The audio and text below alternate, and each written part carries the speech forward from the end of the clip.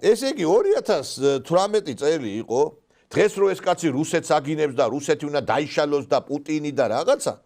Აი ნახეთ ეხლა ეს კაცი რას აცხადებს. ცხინვალის საკითხის გადაწყვეტა რუსეთის ფედერაციის ამოგდებით და გვერდზე გაწევით მოხდება ოდესმე. მითხარე,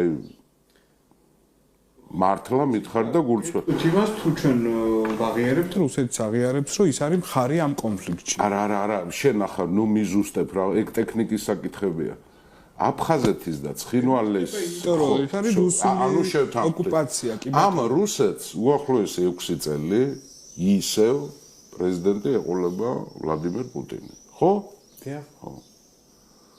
ესე იგი რუსეთი ამ 6 წელიწადში უახლოესი 6 წელიწადში საბოლოოდ გადაწყდება აფხაზეთის და ცხინვალის ბედი მე ასე მგონია დაბრუნდება ის თუ არა ერთიან საქართველოში თუ დარჩება ცალკე ეს დიდხანს აღარ გაძლევს უკვე ეს საკითხი ეს ჩამოკიდებული აღარ იქნება ხო მოლაპარაკება რომ უნდა ვაწარმოოთ ჩვენ რუსეთთან მე მგონი მეთანხმები ხო ამ საკითხს ერთი წუთი ვანო რა ახლა შენ გამეცი პასუხ როლები შეიცვალა მოლაპარაკება ანუ ამ ლოგიკიდან გამომდინარე რუსეთის ჩართულობას ჩვენ ვეფერს ვერ უშვებით ვინც ამის წინააღმდეგი ხართ რომ პუტინს როგორ შეიძლება დაველაპარაკოთ აბა ვის უნდა დაელაპარაკოთ ინდონეზიის პრეზიდენტს ნერვიულობთ ის ადამიანები რომლებსაც არ მოგწონთ რომ ბურჯანაძე პუტინს შეხვდა და ამის საპირისპიროს და ამის სანაცვლოს ვერაფერს ვერ თავაზობთ გარდა იმისა რომ ჰიპოთეტური ვარიანტი რომ რუსეთი დაიშლება ოდესმე და რუსეთი თუ დაიშლება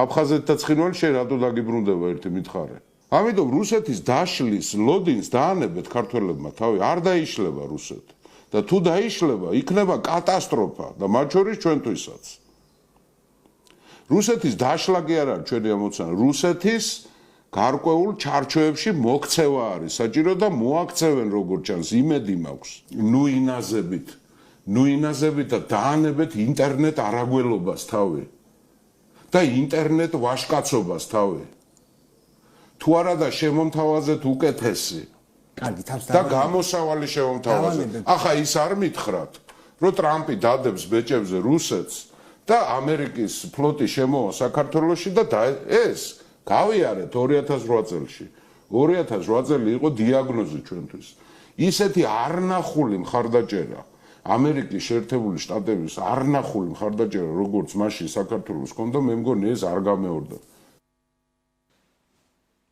არა, მოусმინეთ ხო? ინტერნეტ არაგველებო. ბაქი ბუქებო.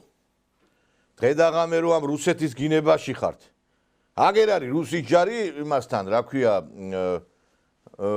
ჩვენ საზღვრებთან არის, აგერ აი თბილისთან ახლოს. მიდით აბა ერთი შეერკინეთ. და ვინც წავიდა კიდე იმ ომში უკრაინაში დაინახა რომ რა არის რუსეთი.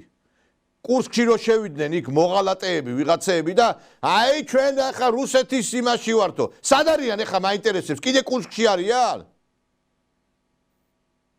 და იმასაც ვერ ხვდებიან რომ აი დროშას რო აფრილალებდნენ საქართველოსი ამით საქართველოს დაქცევას უწყობდნენ ხელს ის მოღალატეები კაცმა აი ახლა ეს სწორი პოზიცია ამას ვიძახით ჩვენ ვიღაცას ჯერ ეგერთიც ეგ რუსეთის დაშლა არ მოხდება ჩვენ 30 წელია გვესმე აი რუსეთი დაიშლება რუსეთი კი არ დაიშალა რუსეთი გაიშალა და დღესაც ყვებავენ ჩვენ აი თურმე რა იქ რაღაცა თვითფრინავი ჩამოვარდა ესე იგი ინფორმაციები აი დაიკეტა მოსკოვის აეროპორტი დრონების თავდასხმის გამო დაიკეტება ნახევარ მსოფლიოს ებრძვის რუსეთი ნატოს და დასავლეთს და ამერიკას ხო ომში არის ქვეყანა გასაგებია ეს ყველაფერი და უდიდესი ტერიტორიები იმას აითვისა. გაიშალა უფრო მეტი ტერიტორიები აიღო.